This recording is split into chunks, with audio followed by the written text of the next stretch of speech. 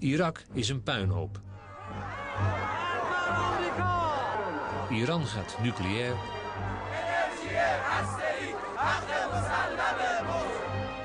Israël is gedemoraliseerd en de Verenigde Staten zijn tot op het bot verdeeld. Tegenlicht zoomt in op het Midden-Oosten, 6 weken lang. Op de plaats des oordeels. Israel lives. Waar de nervositeit hand over hand toeneemt. Israel lives. Zijn we op weg naar een doemscenario. Deze week portret van een taboe. Het doen en laten van de machtige Israël-lobby in de Verenigde Staten.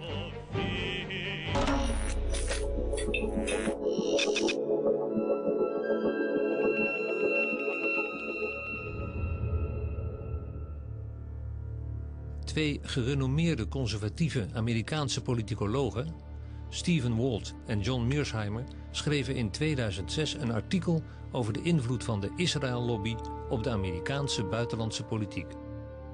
Yeah, so you can see it came out March 23rd, 2006. And then the title. I believe that the Harvard version has been downloaded over 350,000 times. Well, the United States supports Israel in a variety of ways. We give them all sorts of military and economic support, roughly $3 billion a year. Israel, despite the fact it is a relatively rich country, receives more foreign aid than any other country in the world. We veto resolutions in the United Nations all the time that are critical of Israel. Ceux qui sont contre, 14 voix pour, une voix contre. Le projet de résolution n'est pas adopté par suite du vote négatif d'un membre permanent du Conseil. Those against? Those against? Ceux qui sont contre. And the United States is actually talking about using military force against Iran. Now the question is, why is the United States so deeply concerned about Iran acquiring nuclear weapons? The reason it is that big a deal at this point in time is because of pressure from the lobby.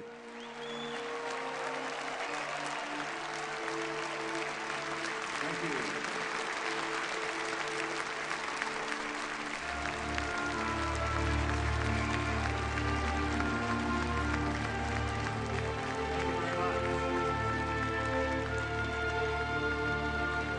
The article basically says that inside the United States there is a powerful interest group that is deeply committed to shaping American foreign policy in ways that work to the benefit of Israel. And second, the article argues that the policies that the United States ends up pursuing in the Middle East because of the lobby's force in the decision-making process are not in the American national interest. Troops out now! Stop the war! Troops out now! Stop the war! Pass this message on to them. A free, prosperous, and secure Israel is in this nation's national interests.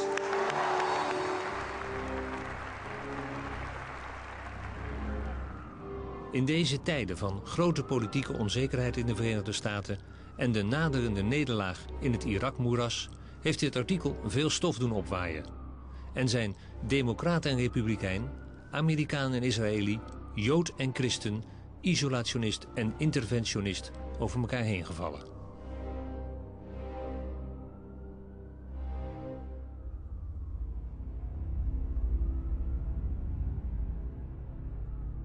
The scholarship is appalling in this piece. Richard Pearl was tot 2004 adviseur van de regering Bush op defensiegebied. Daarnaast adviseerde hij de voormalige Israëlische minister-president Benjamin Netanyahu. The notion that some people sitting in Jerusalem are pulling the strings on institutions that are somehow divorced from a sense of what is in the American interest and working instead for Israel. There's just no evidence to support that. I'm really surprised that they didn't seek to protect their reputations by doing really watertight, rigorous research that they could defend. And in fact, they've been demolished. Alan Dershowitz is, I mean, there's nothing left after. So why did they go on I don't know why they did this. I don't know.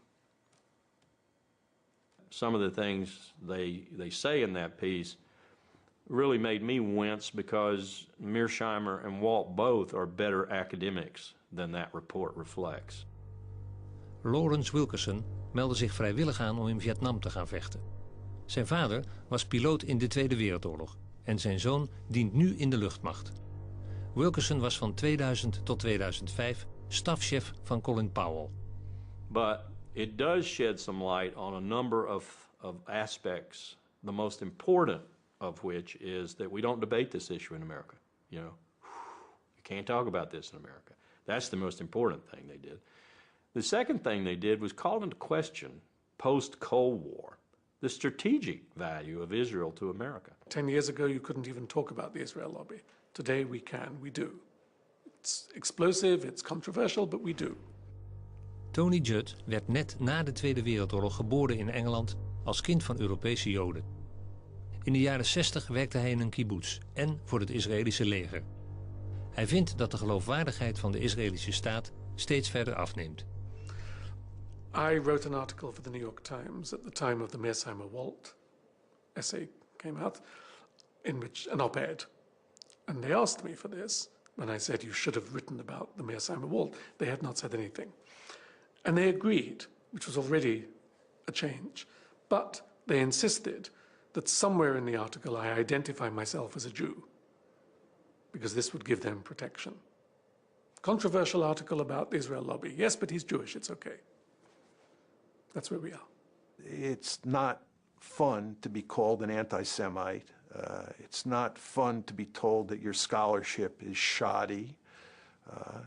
And it's not fun to be pounded day after day and to see very few people standing up in your defense. But again, we knew that was coming. We knew that was the price of writing the article. They're right, but they're wrong. Now, they're right from a strictly geopolitical, geostrategic point of view. That is to say, what I spent my life studying. Israel no longer provides the United States a strategic value like it did during the Cold War. Not only that, Israel is a strategic burden on the United States. That's a big difference from Cold War days. At the same time, the fuller, more comprehensive strategist in me says that doesn't matter, because the connections between America and Israel are so great and so strong that geostrategy, political strategy, whatever you want, grand strategy, is of no consequence here. You actually take that psychological component up to the level of grand strategy, and you say, America can't get out of this even if it wanted to. So, Mr. Walt, Mr. Mearsheimer, you may be technically right, but you are pragmatically wrong, because America simply cannot say, Israel, you're on your own. It just wouldn't work. And one of the reasons it wouldn't work is because we have a very powerful Jewish lobby in America.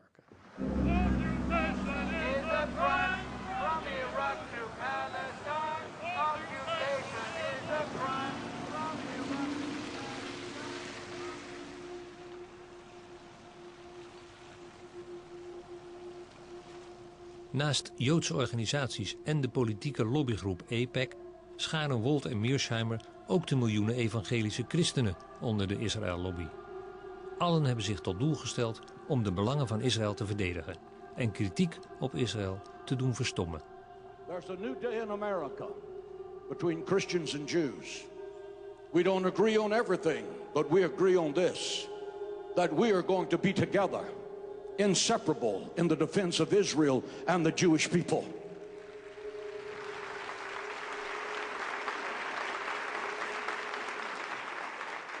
We have millions of people in the infrastructure.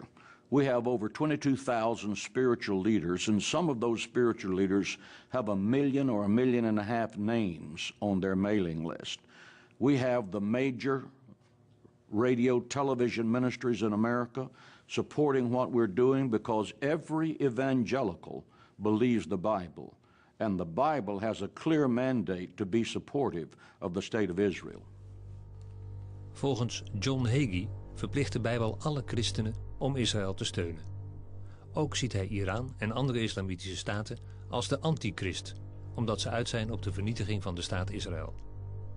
Na de laatste Libanonoorlog in de zomer van 2006 haalde zijn congregatie $8 miljoen op om de Israëli's te steunen.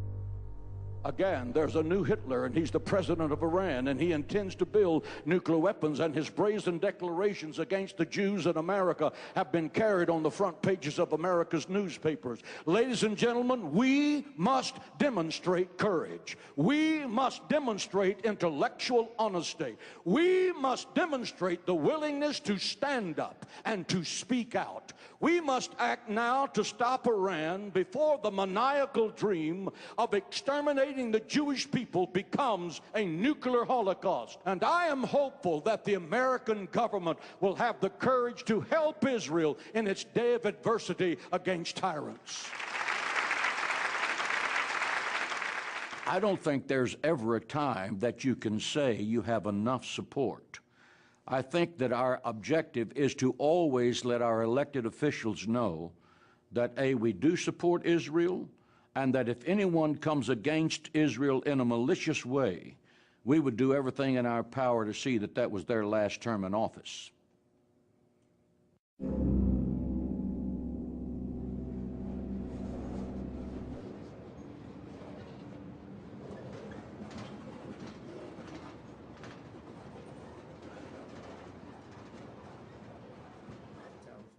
Earl Hilliard was zo'n congreslid.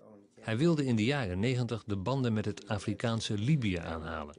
Een land waar de Verenigde Staten op dat moment geen diplomatieke banden mee hadden en dat zij onder de Axis of Evil schaarden. Hilliard bezocht het land meerdere malen en had nauw contact met Gaddafi. What AIPAC did, some members of the United States Congress, rather, they put in resolutions condemning Libya. And they just kept them in the resolutions with Syria and with Iran and with Iraq. They kept putting them in that in resolution and kept pushing for all kinds of sanctions, all kinds of action against them. And of course, I voted against the resolution, and others started voting against it. And I think what later I found out, what really made them angry, other members of Congress came to me and wanted to know what was happening, and I was telling them, we're trying to negotiate. So what happened? I was looking at CNN. Several people had called me and told me what they had seen and heard, and they told me, look at CNN. In de aanloop naar de volgende verkiezingen bleek dat Hilliards politieke tegenstander in zijn district in Alabama meer dan $300.000 aan campagnegeld had gekregen uit New York. Een ongekend hoog bedrag. And they flooded the radio and TV with commercials. Those commercials, and you have to understand the mode that the country was in. We had just gone through 9/11. And most Americans didn't know Hussein from Gaddafi or Gaddafi from Bin Laden. They didn't know the difference. They all saw them as the same. And the commercial, many commercials, put me with them, saying I supported them. Support and finance international terror network. It had image of the airplanes flying into the World Trade Center. I tell you, I was dropping rapidly in the polls. We had continued polling. I was dropping rapidly in the polling. I tell you, you have to admit it was well planned and they executed it. The afterthought is that, my goodness, they had it together. I lost the election.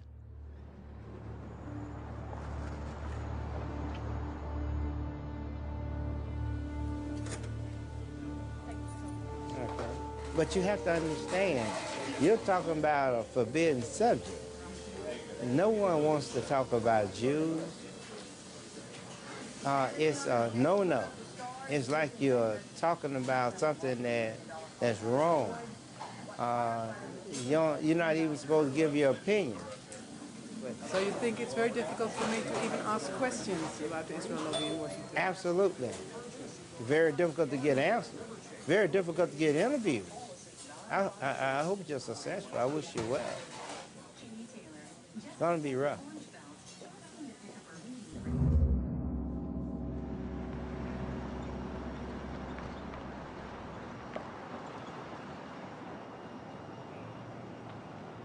There is an enormous, very, very powerful machine out there that notes immediately when someone takes anti-Israel positions and moves out on the attack. I'll give you a very concrete example. I had mentioned the Mearsheimer-Walt study once in a seminar at one of the universities where I teach. And within 48 hours, I had an email from Alan Dershowitz. Who is he? Alan Dershowitz is a Harvard professor who protects the Jewish lobby in America like an attack dog. I had an email from him, and the email essentially said he didn't think I was doing justice to the American-Israeli relationship, to Israel's existence in the world, etc., by citing the Walt Mearsheimer report because it was so heavily flawed, mistaken, and so forth. And he even attached his own attack on the Walt Mearsheimer report and advised me to use it as counterbalance in my seminar. Well, I wasn't even using the report in my seminar. I simply had mentioned it as evidence of some people's ire, if you will, with the lack of discussion, the lack of debate on these issues in America.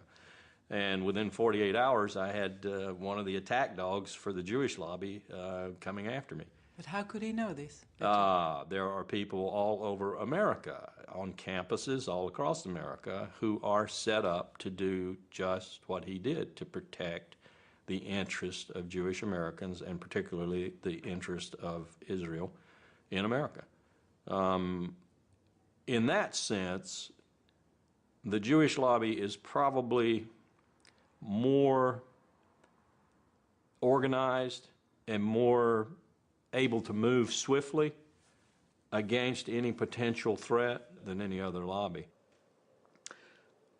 I was invited this autumn to speak at an organization called 2020, and we agreed on my subject, U.S. foreign policy and the Middle East and the Israel lobby, because this was a big issue in the newspapers at the time.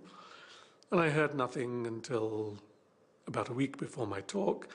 I was informed by her secretary, the president of this organization's secretary, that we would be meeting at the Polish consulate, which is the usual place apparently where they met.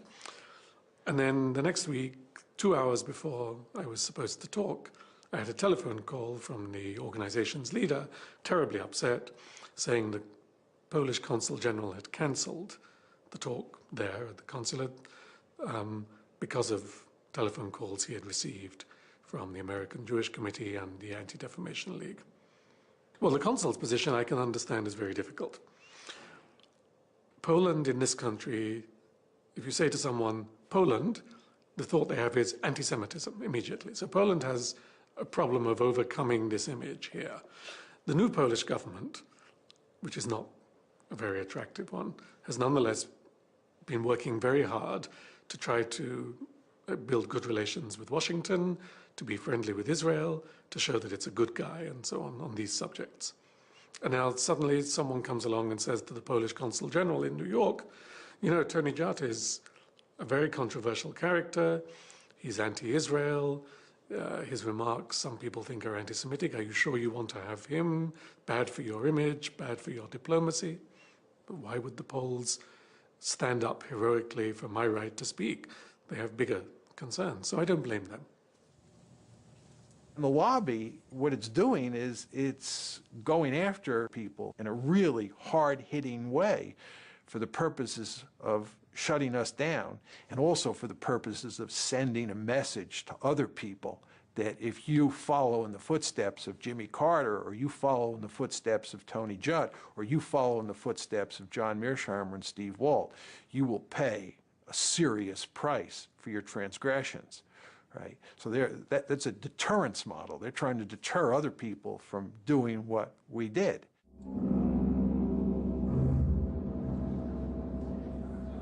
Kenneth Roth is directeur van Human Rights Watch, een onafhankelijke NGO die schendingen van mensenrechten onderzoekt. Na hun rapportage over de Libanonoorlog is Roth persoonlijk onder vuur komen te liggen.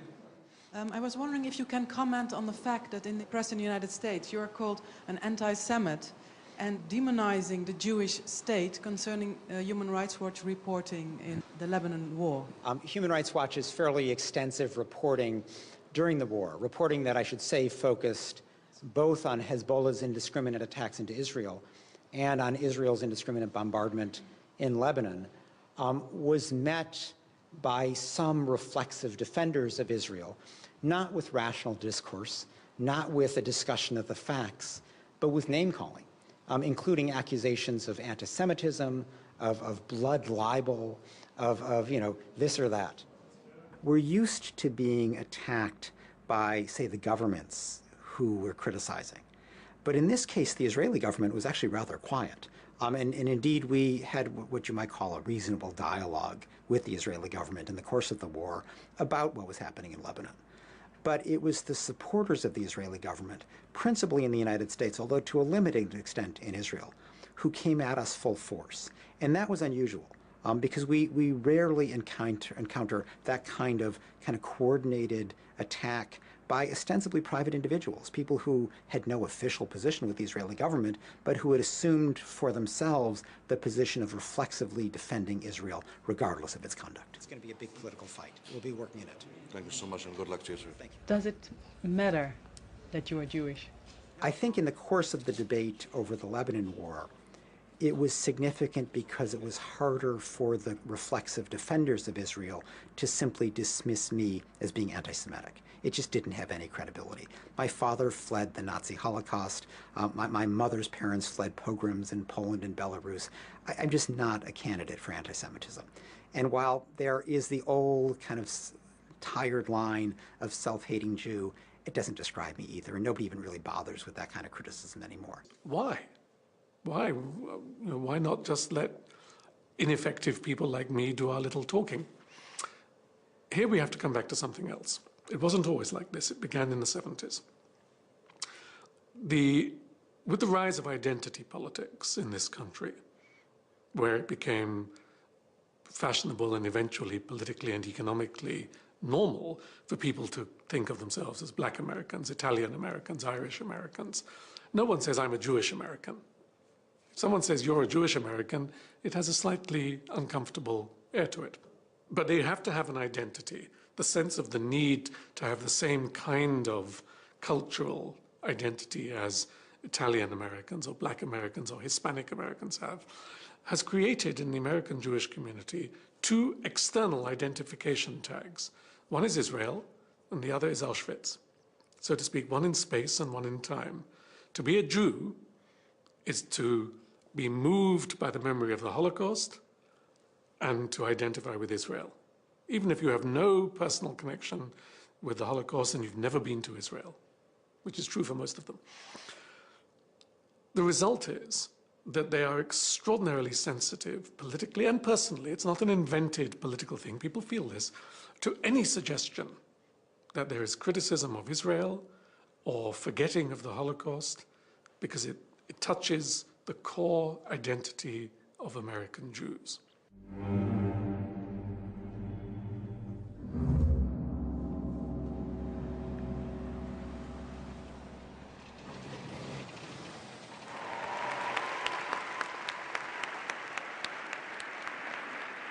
The state of Israel was the dream of your ancestors, made a reality by your grandparents and your parents. Every year, AIPAC has a conference where they bring in their supporters from around the country. They meet in Washington, a very powerful group that attempts to affect legislation and other aspects of U.S. policy on the Mideast. And it's sort of a gala affair. There's a Hollywood element where they produce these videos that show, they get people all mobilized and roused, sort of a pep rally atmosphere, and they get an extraordinary number of high officials to come. America and Israel share an unbreakable bond. AIPAC is one of the reasons why. All of us share a fundamental belief that the freedom and security of Israel are vital interests of the United States of America. We need you now more than ever.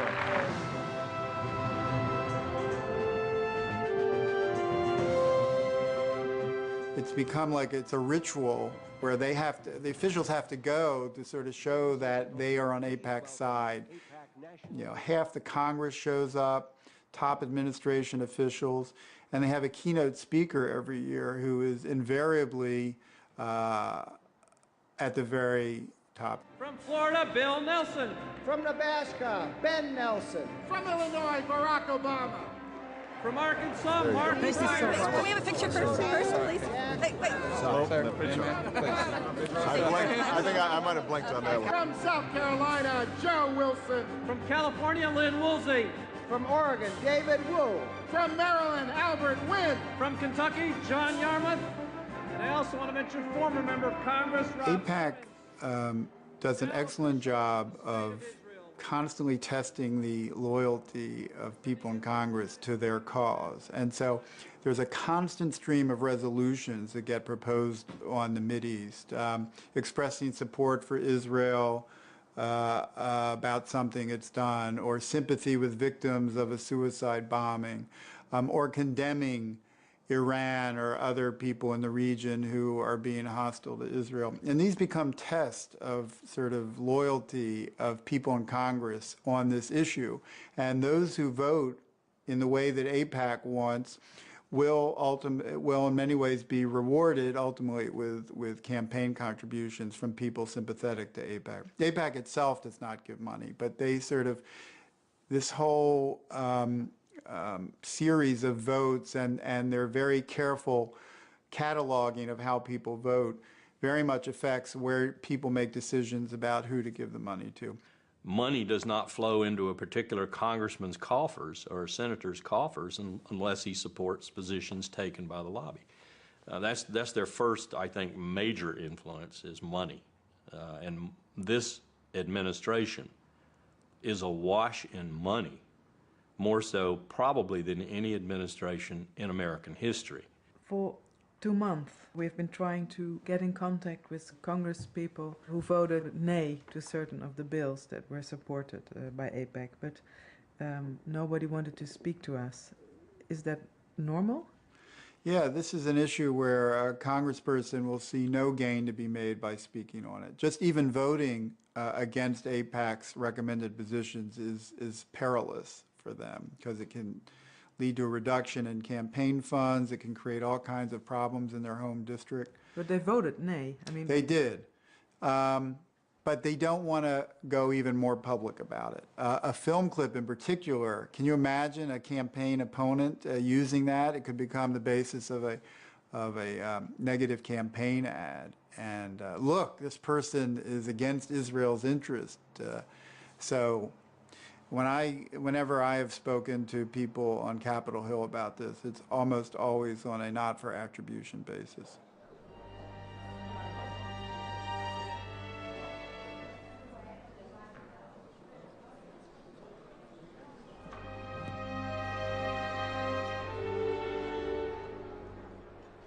I was told off the record once by a very prominent Democratic senator. We were at a meeting in Paris, and it was late in the evening. We were sitting in a hotel. He was talking about the Middle East, and he was saying things about Israel which were very similar to the criticisms that I would make. And so I said to him, "But you never say these things in the Senate. Why not? Is it because you're worried about the Jewish vote?" He said, "Forget it. It's nothing to do with the Jewish vote. I come from a state, I can't tell you where, because otherwise, where there are very few Jews, and they're all going to vote for me anyway. so it doesn't matter. So it's not the Jewish vote. That's not the issue. It's not money. I don't get money from the Israel lobby. That's not the issue. But he said, suppose that I walk onto the Senate floor and say in a moving speech why we need to take our distance from Israel and understand better what has happened to the Palestinians. Maybe I would win 5, 10 senators over to a general motion criticizing Israel, maximum. He said, but that's all I could get. And he said, in return, I would be finished in the Senate, because no one would ever vote again for my needs if I wanted to move something for my state, or an education bill, or a financial bill, or a tax bill, or anything to do with domestic policy, nothing to do with Israel. I would be punished. I'd bet that it's impossible for either Steve or I to ever get a high-level policy-making position in the American government. For example, Steve was invited to go to a dinner with an aspiring presidential candidate at Harvard. And the person who had invited Steve to this dinner came to see Steve about a week after the piece came out. And she said that she had to disinvite him from the dinner because the presidential candidate's staff had called and said that it would not be acceptable for the presidential candidate to be at a dinner with him. America and Israel have a special friendship. You have devoted yourselves to strengthening the bonds between the United States and Israel. The United States will stand with Israel now and forever. If a politician would rise with this point of view, that the United States should stop supporting Israel, what would be the effect, do you think? He'd lose the next election. Almost certainly. Now, there may be a district here or there out of the... We have 435 members of the House and 100 senators, 535. We have 52 governors. It's certainly possible that some congressional district somewhere would re-elect a candidate who had said we should abandon Israel, reject the relationship with Israel. But it's pretty unlikely, and I would be surprised if there are more than 2 or 3 or 4 congressional districts in which it's even conceivable. I appreciate but we can't vote you, That's and I'm okay. sorry. But I appreciate the friendship. If you will come in Italy, I want to introduce you with a member of parliament, Italian parliament. I would enjoy that very okay? much. Thank you you so Thank much. you for everything.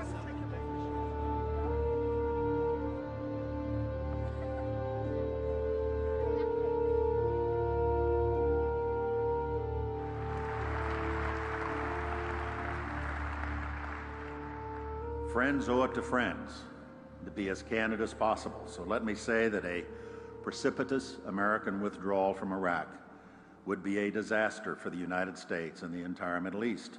A sudden withdrawal of our coalition would dissipate much of the effort that's gone into fighting the global war on terror and result in chaos and mounting danger. And for the sake of our own security, we will not stand by and let it happen.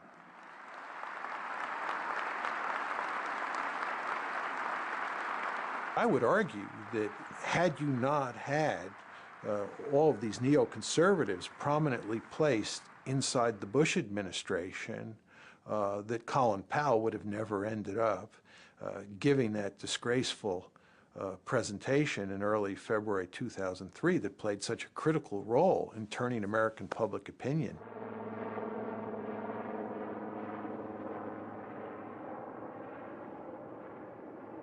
This is an important day for us all as we review the situation with respect to Iraq and its disarmament obligations under UN Security Council Resolution 1441. I realized as I watched it there at the UN Security Council for the first time, because every time I watched it before, I was, running around trying to get things changed, do this, do that, talking about the graphics and everything else. But there in the UN Security Council, I sat down quietly and watched Secretary Powell make his presentation. My colleagues, every statement I make today is backed up by sources, solid sources. These are not assertions. What we're giving you are facts and conclusions based on solid intelligence. As I show you these images, I will try to capture and explain what they mean, what they indicate to our imagery specialists. Let's look at one. The 4 that are in red squares represent active chemical munitions bunkers. I wouldn't go to war based on that. That's what I told myself. I would not go to war based on that. Most of it could be interpreted different from the way we were presenting it. As these drawings, based on their description, show, we know what the fermenters look like. We know what the tanks, pumps, compressors, and other parts look like. And we know a great deal about the platforms on which they are mounted. I walked outside the United Nations building on February the 5th after the presentation had been made into the kind of bracing cold New York air, and I thought it was a total failure. I thought I had failed because I was the person who put it together, responsible for putting it together. Then later, a couple of days later, 3 days later or so, when I'd had some sleep and I could think about it, I wondered why the reaction seemed to be fairly positive. We hadn't persuaded that many people who were adamantly opposed, but we had made some impact, particularly on the American people. And I think we made a little impact on the international community too, probably in the UK in particular. And so I realized the reason for that. And the reason was Colin Powell gave the presentation.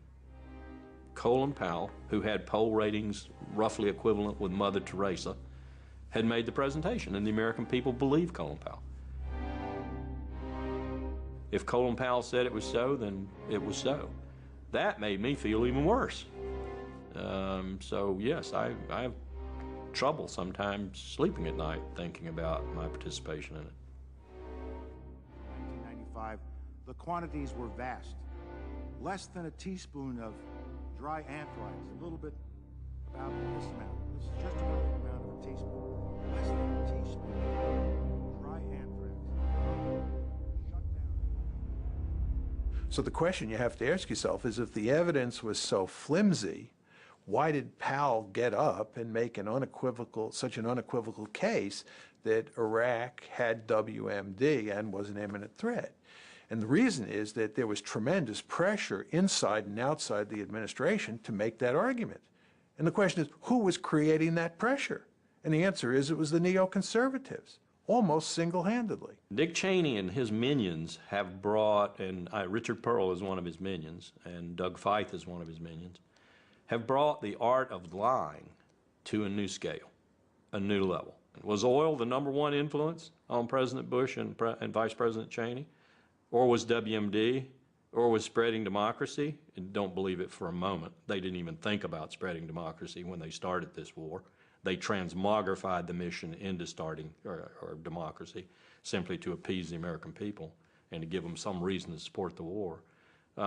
You have to decide, where were these factors? And inevitably, the Jewish lobby in America, AIPAC in particular, the focus lobby, has got to be there.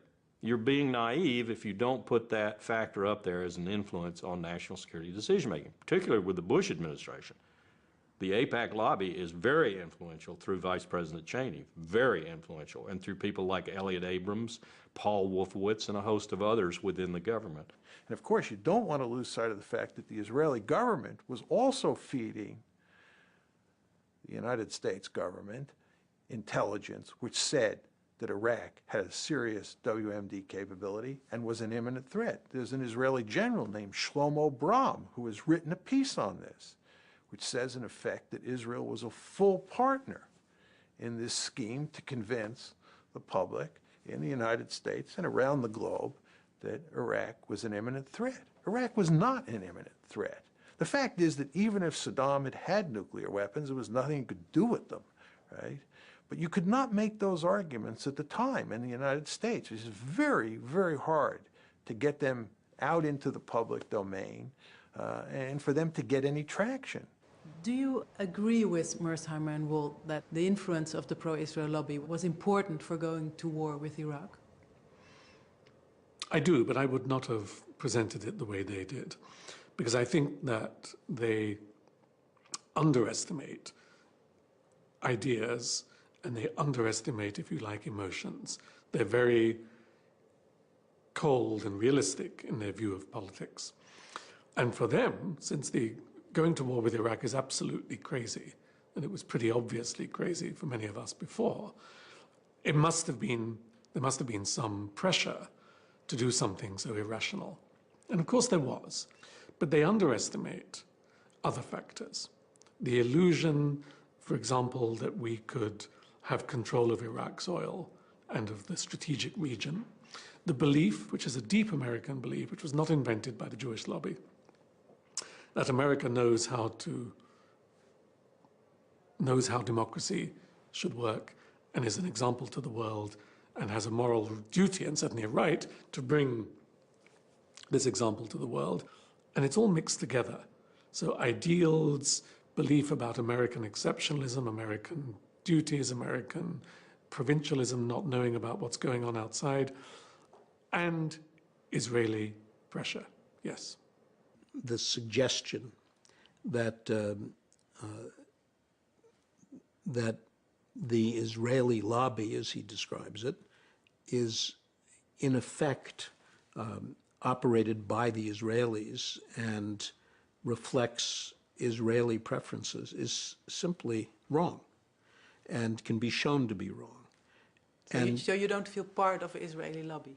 No, I'm not part of an Israeli lobby. I have my own views. I'm sympathetic to Israel, as most Americans are sympathetic to Israel. I'm not incapable of being critical of an Israeli policy that I don't like. But the main point is that it is not the Israeli government that shapes the thinking of Americans who are pro-Israeli. Richard Pearl would probably say in response to your question, if you got the truth out of them, Israel's interests and America's interests are the same. And so if I'm an advocate for Israel's interest, I'm an advocate for America's interest. And I would say back to them, again as a strategist, bullshit. No two countries in history, and no two countries in the future in history, I will predict, will ever have coincidental national interest all the time. No way.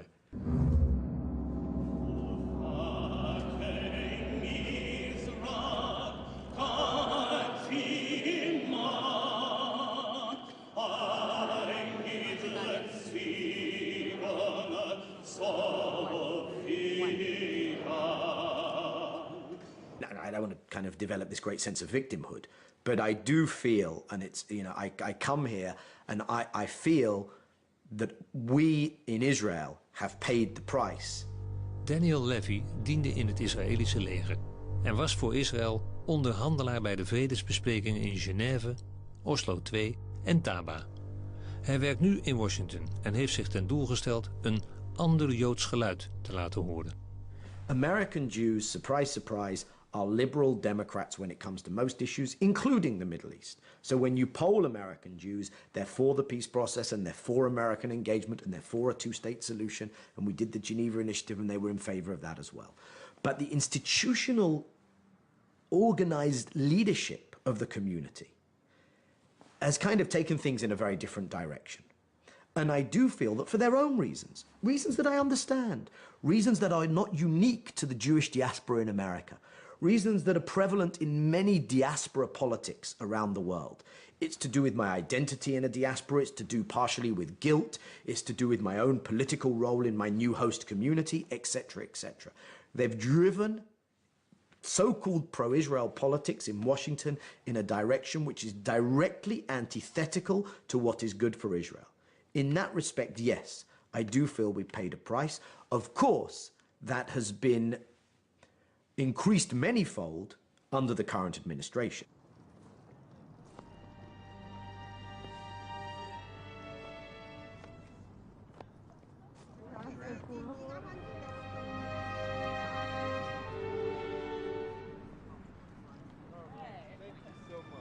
America has become part of the Israeli victim narrative.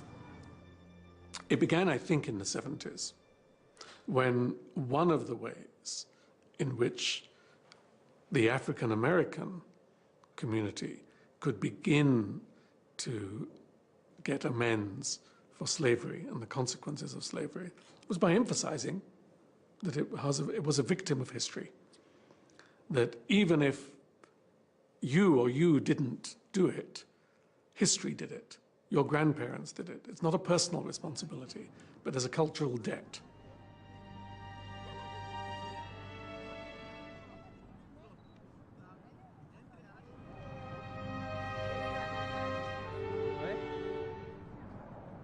And the Holocaust, of course, is the ultimate victim narrative.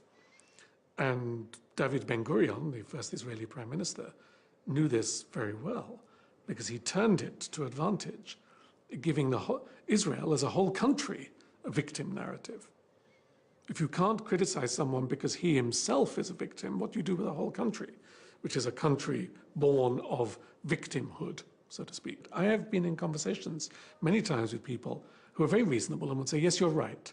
Israel does do bad things.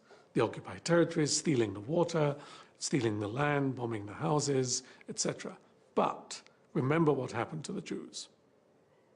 There is a background, there is a history, there is a reason, there is an excuse for this. And of course, you can say the same thing for the Palestinians. Remember what happened to the Palestinians after the Nakba, 1948 and so on, 1967. No wonder they have suicide bombers. You can always do this. There's always a relationship between collective past suffering and present individual actions. To turn that into public policy, though, is catastrophic, and that is what we see today.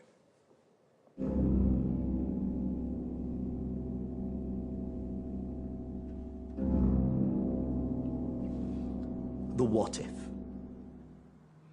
The what if this particular view of the Israeli interest and of the shared Israeli-American interest, which of course someone like myself would see as absolutely antithetical to my understanding of Israel's interests, if that particular view is continued to be bulldozed onto the American public and political leadership, what if there's a backlash?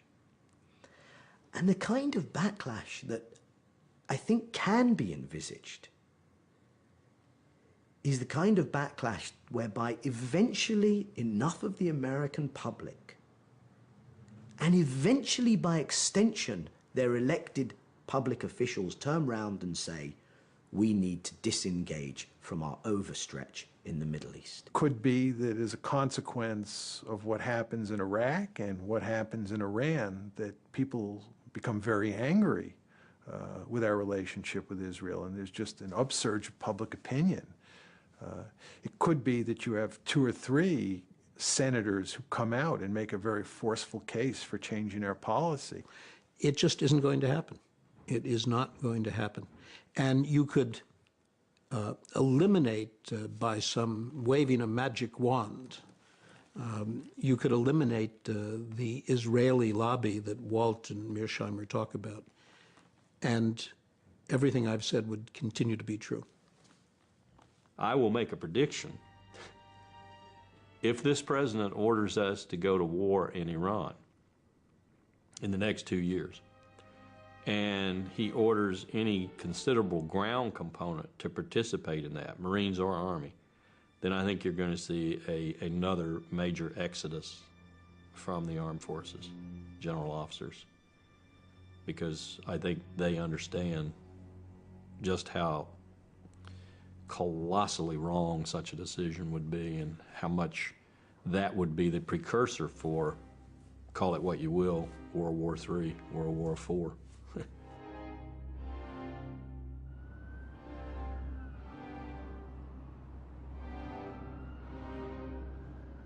Remember the Roman Empire. For a long, long time, the state of Judea behaved in ways which annoyed the Romans but didn't do them any harm. At the point at which they were becoming a nuisance, the Romans turned against them, destroyed their temple, wiped them out, and told them, an empire has bigger concerns than you. This is what Israel faces in the next 25 years. The risk that the American empire will say, wait a minute, you don't matter to us so much. Either because we need oil more than we need you, or because oil is no longer important. Doesn't matter, both is the same effect. You are more trouble than you are worth, and the issue of the Holocaust and anti-Semitism is declining with the demographic move to the next generation. This is a catastrophe for Israel. because Israel has no other friends in the world.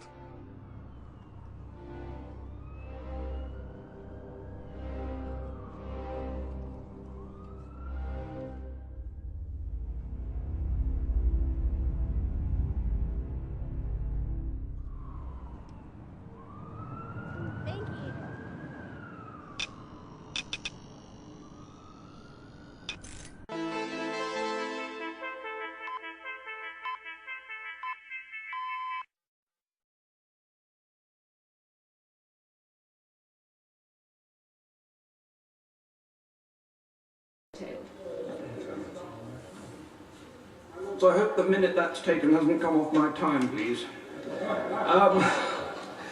My Lords, I'm going to start, I don't wish you to get too encouraged, I'm going to start with my conclusions, but I'm not going to sit down when I've made them, because I'm going then to give you the evidence to support them, and hopefully present to you the reasons why I want support for an official inquiry into the mischief I want to unfold to yourselves this afternoon. My Lords, I've been engaged in this pursuit of this issue for nearly 2 years now, and I'm no further through to getting to the truth. I think there are 3 possible conclusions which may come from it. I think there may have been a massive piece of money laundering committed by a major government which ought to know better, and that it has effectively undermined the integrity of a British bank, Royal Bank of Scotland, in doing so.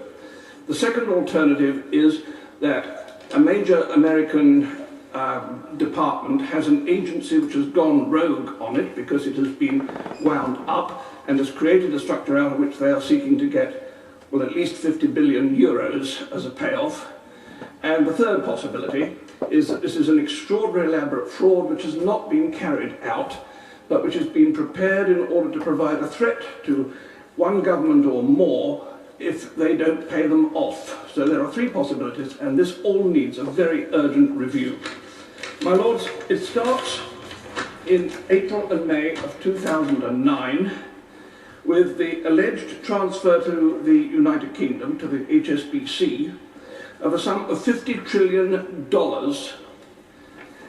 and 7 days later, ping, in comes another $50 trillion to the HSBC, and then 3 weeks later, another $50 trillion. Total of $5 trillion in each case. Sorry. Total of $15 trillion is alleged to have been passed into the hands of HSBC for onward transit to the Royal Bank of Scotland, and we need to look to where this came from and what the history of this money is, and I have been trying to sort out the sequence by which this money has been created and where it's come from for a long time. It starts off apparently as the property of a man called Johannes Riardi, who has some claims to be considered the richest man in the world. Well, he would be if all the money that was owed to him was paid, but I have seen accounts of his showing he owns $36 trillion in a bank, and it is a ridiculous sum of money. On the other hand, the $36 trillion would be consistent with the dynasty from which he comes and the fact that they had been effectively the emperors of Indochina in times gone by. But a lot of that money has been taken away from him with his consent by the American Treasury over the years for the specific purpose of helping to support the dollar. And he has sent to me a really quite remarkable document which is dated in February 2006, in which the American government have called into a meeting with the Federal Reserve Bank of New York, which is neither Federal Reserve nor a bank. It's a bit like Celebrity Big Brother. It's got 3 names to describe it, and none of them are true. And this document, which is quite astonishing, purports to have been a meeting which is witnessed by Mr. Alan Greenspan, who signed for the Federal Reserve Bank of New York, of which he was chairman, as well as the real Federal Reserve Bank in Washington. And it is signed by Mr. Timothy Geithner, who as a witness on behalf of the International Monetary Fund, who sent 2 witnesses, the other one being Mr. Yusuke Horiguchi. And these gentlemen have signed as witnesses to the effect that this deal is a proper deal. There are a lot of other signatures on here. This is not a photocopy, this is an original version of the contract, under which the American Treasury have apparently got the Federal Reserve Bank of New York to offer to buy out the bonds which have been issued to Mr. Rayadi to replace the cash which has been taken from him over the previous 10 years. And they're giving him $500 million as a cash payment to buy out worthless bonds.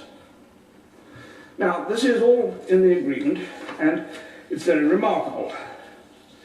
I would have thought establishing whether this is a correct piece of paper or not is just 2 phone calls away, one to Mr. Geithner and one to Mr. Greenspan, both of whom still prosper and live, so they could easily confirm whether they signed this. Mr. Rayadi has, by passing these bonds over, also put at the disposal of the US Treasury the entire asset backing which he was alleged to have for the 15 trillion. I now have a letter here from the Bank of Indonesia which says that the whole thing was a pack of lies, that he did not have the 750,000 tons of gold which was supposed to be backing it. He only had 700 tons. And this is really a piece of complete fabrication. Finally, I have a letter here from Mr. Rayadi himself, who tells me that he was put up to do this and none of it was true, and that he has been robbed of all his money. And I'm quite prepared to recognise that one of the possibilities here is that Mr. Rayadi is himself putting this together as a forgery in order to go and try and win some recovery back.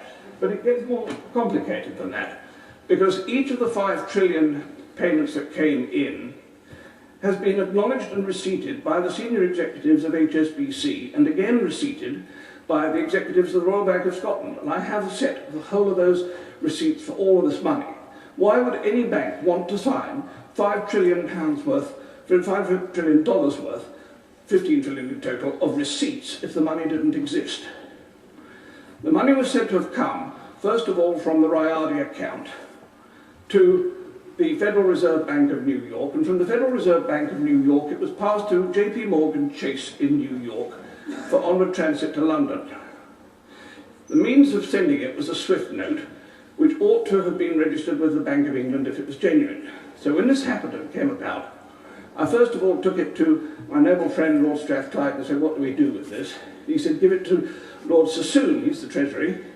So we did, and Lord Sassoon looked at it and said immediately, this is rubbish, it's far too much money, it will stick out like a sore thumb and you can't see it in the Royal Bank of Scotland accounts.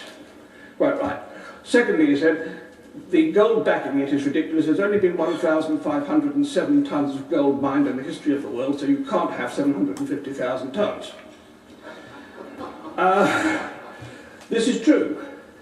And the third thing he said obviously was, it's a scam. And I agree with him, it was a scam. The problem is we stopped looking at that point. We should have asked, what is the scam, instead of at that time just nodding it off. And we have never really resolved this, because today I have this quite lightning piece of paper, which is my justification for bringing it into this meeting today, which is available on the internet, and I'm astonished that it hasn't already been unearthed by the Treasury, and every alarm bell in the land should be ringing if it has, because this is the General Audit Office of the Federal Reserve, the real Federal Reserve in Washington, and its audit review in end of July 2010 on the Federal Reserve Bank of New York. It has on it some 20 banks listed, to which $16.115 trillion are outstanding in loans. My lords, that is the sore thumb that was being looked for by Lord Sassoon. But more particularly, there are 2 other very interesting things with this. The first is that Barclays Bank have got 868 billion of loan. The Royal Bank of Scotland has got 541 billion, in which case one has to ask, as they could have earned in 3 weeks enough to pay off their entire indebtedness to the taxpayers in Britain, why they have not done so, and could we please ask them to put a cheque in the post tonight for the whole 46 billion. And the third thing that's wrong with it is that every bank on this list, without exception, is an MTN registered bank, which means that they are registered to use medium-term notes to move funds between themselves with an agreed profit share formula, in which case these banks are investing this money, and most extraordinary, not a penny of interest does the Federal Bank of New York want paid on this vast amount of 16 trillion. Anyone amongst yourselves who knows what the IMF rules are will immediately smell a rat. Because the IMF has very strict rules for validating dodgy money. There are two ways of doing it. You either pass it through a major central bank, like the Bank of England, who had apparently refused to touch this, or alternatively, you put it through to a bank which is an MTN trading bank, and which is then able to use the funds on the overnight European MTN trading market, where they can earn between 1 and 2.5% profit per night, and the compound interest on that is huge. So there is a vast profit being made with this money somewhere, if it is in fact genuine. So, my lords, I believe that this is such an important issue now that I have put everything I've got on the subject into a 104 megabyte memory foam, and I want the government to put this to some suitable investigative bureau and take everything I've got on the subject and find out what the truth is of what is going on here, because there is something very seriously wrong. Either we have a huge amount of tax uncollected on profits made, or we have a vast amount of money festering away in the European banking system, which is not real money, in which case we need to take it back. My lords, I ask for an investigation, and please support my plea. My lords, I'm going to have to make a very big apology to my noble friend, the noble Lord Sassoon, because I'm about to raise a subject which I shouldn't raise, which is going to be one which I think is now time to put on a higher awareness and to explain to the House as a whole, as I don't think they have any knowledge of. I'm sorry the noble Lord Strathclyde is not with us at the moment, because this deeply concerns him also. But for the last 20 weeks, since yesterday afternoon, I have been engaged in a very strange dialogue with the two noble lords, in the course of which I've been trying to bring to their attention the willing availability of a strange organisation which wishes to make a great deal of money available to assist the recovery of the economy in this country. For want of a better description of their name, I'll call them Foundation X. It's not their real name, but it'll do for the moment. Foundation X was introduced to me 20 weeks ago last week by a very eminent city firm, FSA controlled, by its chairman, who came to me, and its chairman said, we have this extraordinary request to assist in doing this major financial reconstruction. It's mega bucks, but we need your help to assist us in understanding whether this business is legitimate. I had the biggest put down of my life from the noble Lord Strathclyde when I told him this story first of all. He said, why you? You're not important enough to have the answer to a question like that. And he's quite right. My noble Lord, I'm not important enough, but the answer to the next question was, you haven't got the experience for it. Yes, I do. I have had one of the biggest experiences in the laundry of terrorist money and of funny money that anybody's had in the city. I've handled billions of terrorist money. Not into my pocket. The biggest terrorist client I had was the IRA, and I'm pleased to say that I managed to write off more than £1 billion of their money. I've also had extensive connections with North African terrorists, but that's of a far nastier nature, and I don't want to talk about that because that's still a security issue. I would also hasten to add, it's no use getting the police in for me, because I shall immediately call the Bank of England as my defence witness, as they put me in to deal with these problems. So the point is that I was, in the course of doing this very strange activity, I got a very interesting set of phone numbers and references which I could go to for help when I needed it.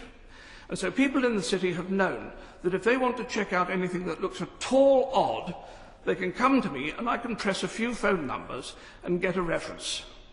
And so they came to me and asked me whether I would get them a reference and a clearance on Foundation X.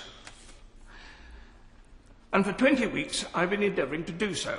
I myself have come to the absolute conclusion that they are completely genuine and sincere, and that they are quite directly wishing to make the United Kingdom one of the principal points for which they will use to disseminate their extraordinary great wealth into the world at this present moment as part of an attempt to seek the economic recovery of the global economy.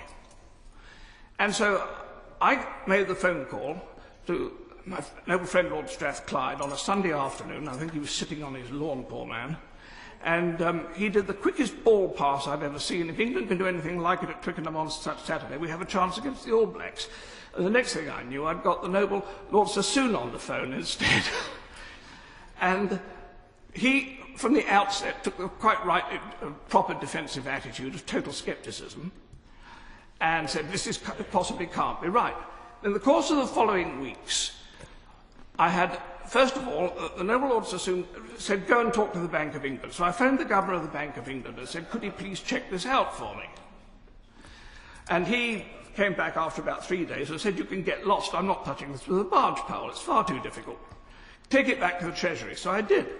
And within another day, the noble Lord Sassoon had come back and said, this is rubbish. It can't possibly be right. So I said, well, I'm going to work more on it. And then I had a meeting with the noble Lord Strathclyde, and I actually bought one of the senior executives of Foundation X to meet Lord Strathclyde. I have to say that as first dates go, it was not a great success. Neither of them ended up by inviting the other one up for a coffee or a drink at the end of the evening, and they didn't exchange telephone numbers in order to be able to follow up the call. In fact, I found myself between a rock and a hard place, represented by both a rock and a hard place, which were totally paranoid about each other. Because the Foundation X people have got an amazing obsession with their own security. They are expecting only to be contacted by somebody equal to head of state status, or somebody who has an international security rating equal to the top 6 people in the world. And this is such a strange situation. So both the noble Lord Sassoon and the noble Lord Strathclyde both came up with what should have been an absolute killer argument as to why this could not be true and we should forget it. Noble Lord Sassoon's argument first was that these people were offering evidence, or they claimed evidence, that they had lodged £5 billion with British banks last year. And they gave dates and they gave transfer dates and the details of these transfers. And as noble Lord Sassoon said, if that was true, it would stick out like a sore thumb. You couldn't have $5 billion popping out of a bank account without it disrupting the balance sheet completely. But I remember that about the same time that those transfers were being made, the noble Lord Miners was indulging in his game of rearranging the deck chairs on the Titanic of the British banking community. And if he had had 3 banks at that time, which had had, say, a deficiency of £1.5 billion each, then you'd pretty well have absorbed the entire £5 billion, and you wouldn't have the sore sum stick out on this at that time, because you'd have put £1.5 billion into each of 3 banks, and you'd have lost the lot, or absorbed the lot. That would be a logical explanation. I don't know. Noble Lord Strathclyde came up with a much different argument. He said, this cannot be right. This cannot be right because these people said at the meeting with him that they were still effectively on the gold standard from back in the 1920s, and that their entire currency holdings throughout the world, which were very large, were backed by bullion. And the noble Lord Strathclyde came back and said to me, he's had his analysts working on it, and this has to be stuff and nonsense. Because, he said, they had come up with a figure for the amount of bullion that would have been needed to cover their currency reserves as claimed, which would be more than the entire value of bullion that had ever been mined in the history of the world. I'm sorry, but the noble Lord Strathclyde is wrong. His analysts are wrong, because what he had done was he had tapped into the sources which are available, and there is only one definitive source for the amount of bullion that has ever been taken from the Earth's crust. And that was a National Geographic magazine article 12 years ago. And whatever figure it was that they quoted was then quoted again by 6 other sites on the internet, on Google. And so everybody's quoting one original source, and there is no other confirming authority. But if you tack into the Vatican accounts of the Vatican Bank, you come up with a claim of total bullion the Noble Lord is into his 15th minute. I wonder if he could draw his remarks to a conclusion. The total value of the Vatican Bank reserves would claim to be more than the entire value of gold ever mined in the history of the world. Now, my point on all of this is that we have not proven any of this. Foundation X are saying at this present moment that they are prepared to put up the entire £5 billion for the funding and creation of the 3i recreation. The British government can have the entire independent management and control of it. They don't want anything to do with it. There will be no interest charged. And by the way, if the British government would like it as well, if it will help, they will be prepared to put up money for funding hospitals, schools, the building of Crossrail immediately with 17 billion transfer by Christmas if requested, and all these other things. These things can be done if wished, but we have to have a senior member of the government has to accept the invitation to a phone call to the chairman of the company concerned, Foundation X, and then we can get into business. And all I'm asking is that this is too big an issue. I'm just an ageing, obsessive old peer, and I'm easily dispensable, but getting to the truth is not, and we need to know what really is happening here. My lords, we must find out the truth of this situation.